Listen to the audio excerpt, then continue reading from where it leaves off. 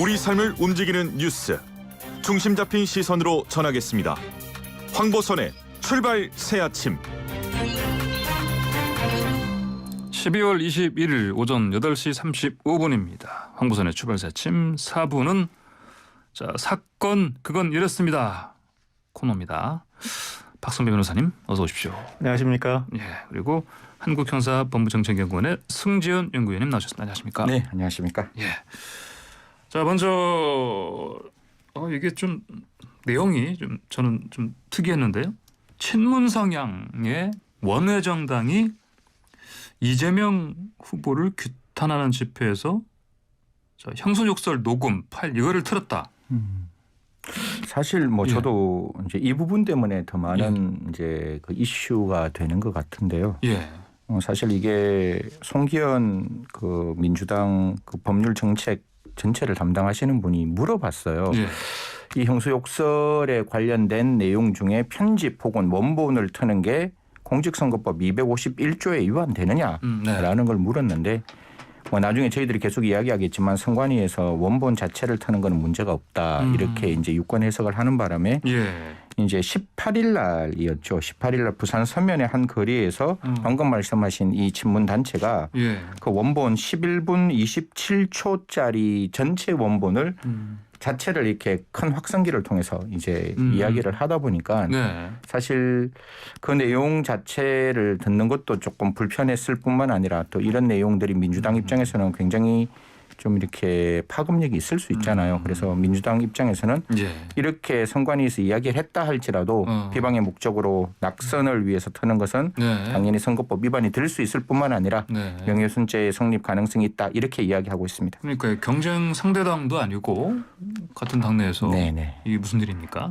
자, 방금 잠깐 그 선관위 유권 해석 말씀 언급해 주셨는데 박 변호사님 어떻게 해석을 내렸죠? 좀 설명 좀 해주세요. 이 공직선거법은 허위사실 공표죄를 두고 당선되지 못하게 할 목적으로 후보자 등에 관하여 허위의 사실을 공표한 경우 처벌하면서도 후보자 비방죄를 별도로 두고 이 당선되지 못하게 할 목적으로 후보자 등을 비방한 경우에도 처벌하도록 하고 있습니다. 다만 진실한 사실로서 공공의 이익에 관한 때에는 처벌하지 않는다고 규정하고 있는데 이는 형법상 명예훼손에 관한 규정과 그 체계가 비슷합니다. 이 형법도 허위사실 적시 명예훼손 외에도 사실 적시 명예훼손죄를 구성하고 있고 진실한 사실로서 공공의 이익에 관한 때에는 처벌하지 않는다고 규정하고 있습니다. 이처럼 명예훼손죄가 별도로 존재함에도 불구하고 굳이 공직선거법에 이와 같은 규정들을 둔 이유는 당사자의 명예 보호 외에도 선거의 공정성을 확보하기 위한 목적입니다. 이 선관위가 지난 16일 이 후보의 형수 욕설 녹음 파일 유포 행위를 두고 녹음 파일 원본을 유포하는 것만으로는 후보자 비방죄 위반된다고 단정하기 어렵다. 다만 녹음 파일 중 욕설 부분만 자의적으로 편집해 유포하는 행위는 후보자 비방죄 위반이 될 수 있다고 유권 해석합니다. 아울러 그 밖의 경우에는 행위의 동기, 주체 시기 방법, 행위의 전체적 맥락, 그 행위가 이루어진 사회적 상황 등을 종합적으로 고려해 구체적인 사안에 따라 개별 판단해야 한다는 입장을 밝혔는데 이를 두고 이재명 후보 측은 후보자 욕설 부분만을 자의적으로 편집하여 적시하는 행위는 후보자 비방죄에 해당한다는 사실이 분명해졌다.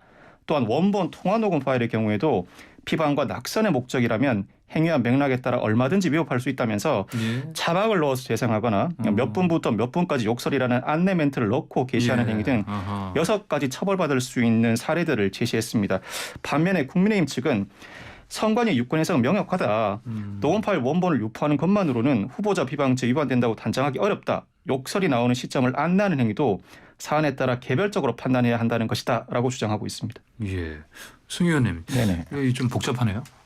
사실 선관위에서 이야기했던 한 가지의 기본 원칙은 대통령 선거라는 건 민의를 반영하는 것이고 민의를 반영하기 위해서는 왜곡되고 자의적으로 편집되는 것은 절대적으로 알려져서는 안 되지만 그 전체에 있는 내용이 국민들에게 알려지는 부분은 후보자 비방죄가 성립되지 않는다 이렇게 이야기를 했어요. 다만 이 부분에 대한 해석의 여지를 아까 변호사님이 정말 말씀 잘 주셨는데 마지막이 이제 다 보시는 시각마다 다른 거예요. 그러니까 원본을 내는 거는 원칙적으로 죄가 안 된다. 편집하는 거는 원칙으로 죄가 된다. 네. 이 이외에는 시기와 방법 등을 따져서 확인해야 된다. 이렇게 이야기를 하고 있으니까 네, 그래요. 그러면 네, 시기와 방법을 따지는 이 이외의 방법이 뭐냐를 가지고 지금 상관위 입장 그리고 국민의힘 입장 그리고 당사자인 민주당의 입장이 다 다른 것 같은데요. 네. 거듭 말씀드리지만 물론 뭐 사실이 존재하는 걸 가지고 저희들이 어떻게 이야기는 할 수 없지만 네. 많은 분들이 그렇게 생각하시는 것 같아요. 네거티브적인 어떤 문제보다는 저도 지금 이 두 후보자께서 대한민국 5년을 어떻게 미래로 이끌어갈지에 대한 생각, 네. 거기에 대한 비전, 예. 거기에 대한 뭐 국민들의 어떤 소통 부분은 분명히 부족한 점이 있거든요. 그래서 예. 앞으로는 조금 이제 얼마 남지 않았습니다. 좀 더 미래를 향해서 나아갈 수 있는 방향을 조금 더 모색하는 것도 필요하지 않을까 생각합니다. 박 변호사님, 그러면 이재명 후보 측에서는 법적 대응한다고 하는 것 같은데. 네네네. 그러면 저 선관위에서 유권 해석한 거 그거 별도로 명예훼손 이걸로는 당연히 소송에서 승소할 수 있는 가능성 있지 않습니까? 사실 명예훼손과 후보자 비방죄는 네. 그 판단 기준이 상당히 유사합니다. 네네. 이 판단 기준이 다르다고 보기는 어려울 것 같고 예. 사실 공직선거법상 후보자 비방죄로 처벌받는 사례들도 종종 있습니다. 예. 허위사실 유포가 아니라고 하더라도 처벌받는 사례들이 나오고 있는데 네. 다만 지난 2013년에 헌법재판소는 이 후보자 비방죄에 대해서 위헌 5인, 합헌 4인으로 가까스로 합헌 결정을 한 바가 있습니다. 위헌 정족수 6인에 미치지 못했지만 예. 다수가 위헌이라고 판시하게 된 것인데 위헌 입장을 낸 헌법재판관들은 선거의 공정이라는 입법 목적을 달성하기 위해 이 후보자 비방죄는 적합한 수단이 될 수 없다고 판시합니다. 아울러서 합헌 결정을 낸 헌법재판관들도 처벌하지 않는 경우인 공공의 이익이라는 요건이 예. 구체적으로 나열의 범위를 한정하기는 곤란하다며 그 한계를 인정하기도 했습니다. 예. 물론 선거에 가까운 시기에 녹음 파일 원본을 유포하는 행위가 모두 당선되지 못하게 할 목적이라고 인정될 수 있지만 반면에 역시 선거에 가까운 시기이기 때문에 공공의 이익에 관한 것이라고 해석될 여지도 충분합니다. 그렇습니까? 예. 이 공직선거법은 후보자 등 비방 금지에 관해서 처벌 규정에 앞서 사생활을 비방할 수 없다는 금지 규정을 두고 있는데 재판부도 대체로 신중하게 판단하는 경향이 있는 것 같습니다. 네. 이 사생활이라고 볼 여지가 있는지, 즉 가족 간 다툼 과정에서 벌어진 사생활 문제인지 대선 후보의 공적 업무에 영향을 미치는 사안인지에 따라서 처벌 여부가 결정되지 않을까 싶습니다. 승 의원께서는 어떻게 예측하십니까?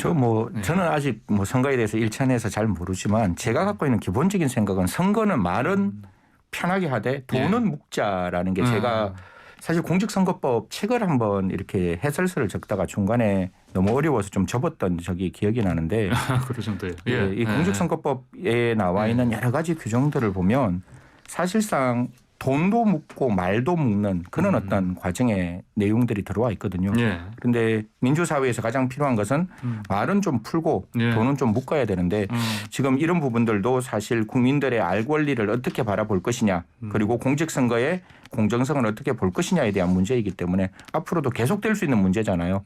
이 문제는 선관위는 선관위대로 또 해석을 할 수 있는 것이고 변호사님 말씀대로 또 민주당 입장에서는 이게 문제가 있다 그러면 그 부분에 대해서 고소고발해서 법원의 판단을 또 받을 수도 있는 부분이니까 이 부분은 앞으로 열려있는 과정이다 그렇게 말씀드리겠습니다. 알겠습니다.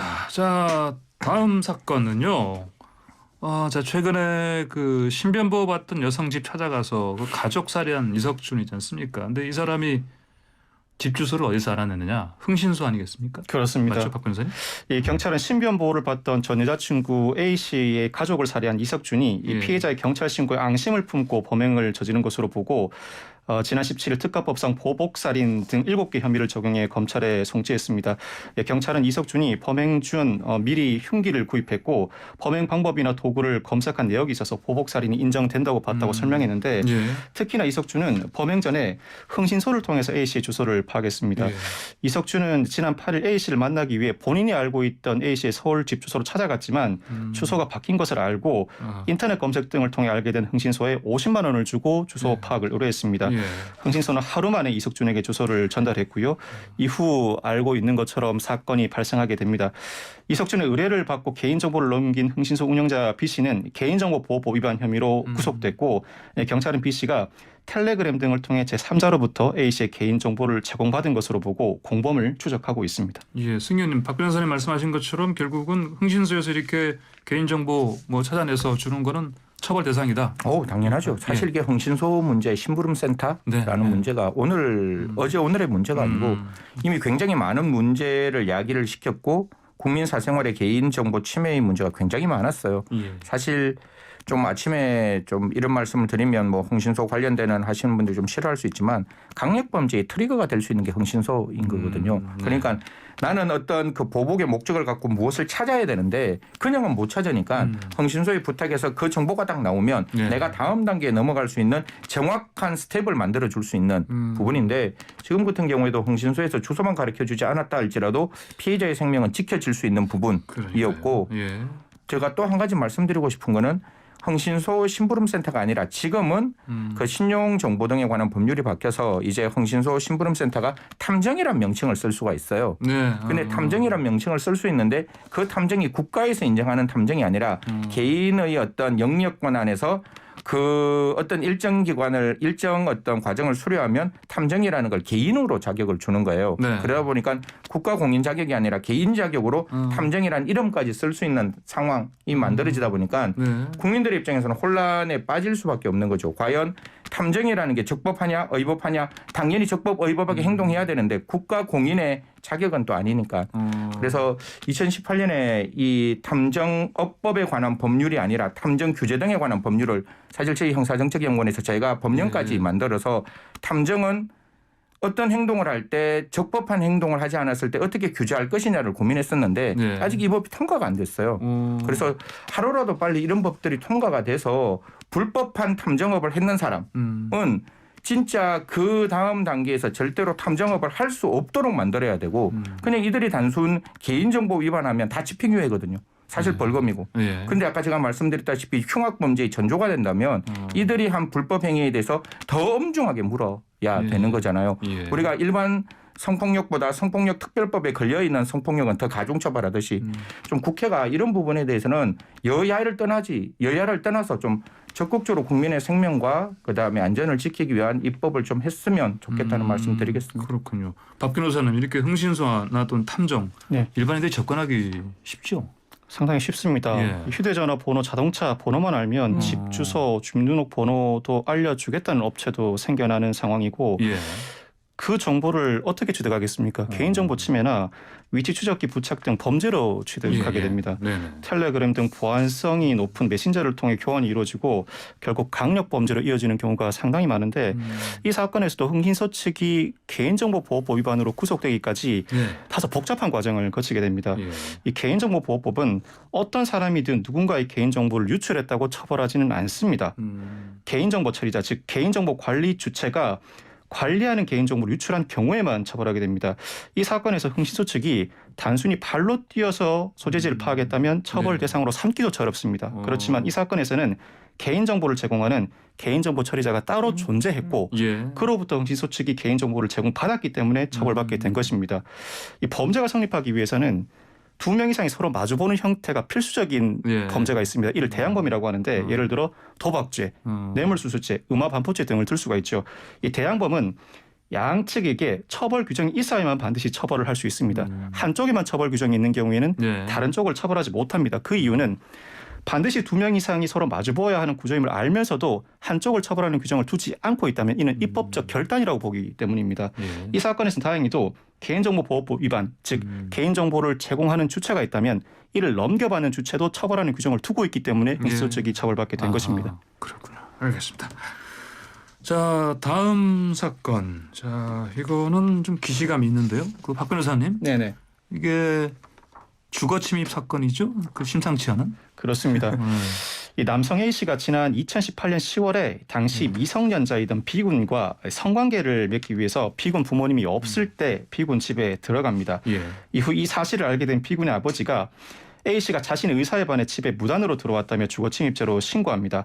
1, 2심 법원은 A 씨에게 유죄를 인정하고 벌금 100만 원을 선고합니다. B군이 A 씨의 출입을 승낙했다고 하더라도 다른 주거권자인 아버지의 의사에 반해 그의 주거 평온을 해치는 결과가 발생했기 때문이라는 이유에서였는데 그런데 대법원은 A 씨가 통상적인 출입 방법으로 주거지에 들어갔다. 단순히 집에 들어간 행위 자체가 공동 거주자 의사에 반한다는 주관적 사정만으로 침입에 해당한다고 볼 수 없다면서 원심을 파기하고 사건을 원심으로 돌려보냈습니다. 예, 제가 아까 기시감 말씀드렸는데 승 의원님 비슷한 사건이 있었잖아요. 사실 대법원이 어떻게 판단하는 거는 저희 법조인 입장에서 뭐 가타부타 말하는 게 굉장히 좀 불편하죠. 왜냐하면 대법원이 대한민국의 최종심이고 그 대법원의 판사들을 우리는 저스티스 정의라고 부르는 그 판사분들이 지금 주거 침입죄에서 이런 판단을 내리는 거예요. 첫 번째 대법원에서 전원합의체로 바뀌었는 판단이 뭔가 하면 한 사람이 다른 사람과 부적절한 관계를 맺기 위해서 자기 남편의 부재 중에 그 상간을 할 수 있는 사람을 집에 불러들인 사건이에요. 그랬을 때 남편 입장은 죄송합니다. 남편 입장에서는 당연히 그 상간남이 들어오는 걸 싫어할 거 아니에요. 그럼에도 불구하고 우리 대법원은 그게 사실상의 평온이 깨어지지 않았다는 이유로 무죄 판결을 하는 거예요. 그럼 여기서도 아니 부모님의 입장에서는 이게 용납이 안 되는 거잖아요. 아니 미성년자인 내 딸과 부적절한 관계, 내 아들과 부적절한 관계를 맺기 위해서 돌아온 사람을 어떻게 용서를 하겠어요. 그래서 제가 좀 꼭 말씀드리고 싶은 거는 저는 법의 그 전제 단계가 상식이고 윤리고 도덕이라고 생각하거든요. 이거는 우리가 과거부터 지켜왔던 사회 상규인데 이게 법적 용어로 사실상의 평온이 깨어지지 않았기 때문에 이게 죄가 되지 않는다 그러면 과연 대한민국의 갖고 있던 종래의 그 미풍양속과 사회적인 어떤 상규는 도대체 어디서 보장받을 수 있을 것인가. 이게 법적으로는 무죄라고 이야기하지만 저는 대한민국 그 어떤 부모도 이 행위를 무죄라고 이야기하는 대법원을 이해할 수 있을지는 다시 한번 묻고 싶은 대목입니다. 그러니까요. 박 변호사님 이렇게 판례가 대법원 판례에서 나왔으니 앞으로도 이거 아는 사람들은 또 이런 비슷한 주거 침입죄가 성립하기는 어려워 보입니다. 일단은 범죄의 목적으로 주거에 들어간 경우에는 주거 침입죄가 성립한다는 판례는 변경되지 않고 그대로 남아 있습니다. 미성년자와 성관계 자체가 범죄에 해당하지 않는가 따져보아야 하는데 이 13세 미만의 사람을 대상으로 간음 또는 추행한 경우에는 동의 여부를 불문하고 강간죄 또는 관계추행죄로 처벌하고 13세 이상 16세 미만의 사람을 대상으로 19세 이상인 자가 간음 또는 추행한 경우에는 역시 동의 여부를 불문하고 강간죄 또는 관계추행죄 로 처벌하지만 이 사건은 이 요건에 부합하지 않았던 것 같습니다. 그렇다면 범죄의 목적은 아니지만 공동 거주자의 의사에 반한 때 주거 침입죄가 성립하는지 말씀해 주신 것처럼 지난 9월 9일 대법원 전원합의체가 판례를 변경했죠. 판례를 변경한 주요 근거는 주거 침입죄의 보호법익은 거주자의 주거권이라는 권리보다는 사실상 주거의 평온이라는 상태라는 데 방점을 두었기 때문입니다. 그렇다면 침입은 사실상 주거의 평온을 해치는 방법으로 주거에 들어가는 것인데 외부인이 집에 있는 거주자의 승낙을 받아 통상적인 출입 방법에 따라 주거에 들어갔다면 부재 중인 다른 거주자의 추정적 의사에 반한다고 하더라도 사실상의 평온 상태를 해치는 방식으로 주거에 들어간 것은 아니므로 주거 침입죄가 성립하지 않는다는 것이거든요. 이러한 논리대로라면 다른 공동 주거권자의 의사에 반한 경우에 주거 침입죄는 앞으로도 성립하기 어려울 것으로 보입니다. 그래서 제가 말씀드리고 싶은 게 왜 대법원에서는 이런 사건을 전원 합의체까지 열어서 지금 저희들 법조인 입장에서도 주거권이냐 사실상의 평온이냐라는 걸 굉장히 어렵게 법적으로 접근하잖아요. 법은 상식인데 상식이라는 건 이게 잘못됐다고 생각했을 때 그걸 어떻게 바라볼까에 대한 건전한 도덕적 관점에 대한 시각인 거잖아요. 다시 한번 대법원께 조금 이렇게 간곡히 부탁드리는데 대한민국의 건전한 사회 상규에 반하는 게 법적 이유로 무죄가 되는 거는 조금 신중하게 판단해 주셨으면 하는 마음입니다. 알겠습니다. 자, 오늘 사건 끌었습니다. 두 분 말씀 여기까지 듣겠습니다. 감사합니다. 감사합니다. 네, 지금까지 승재현 의원, 박성회 변호사와 함께했습니다.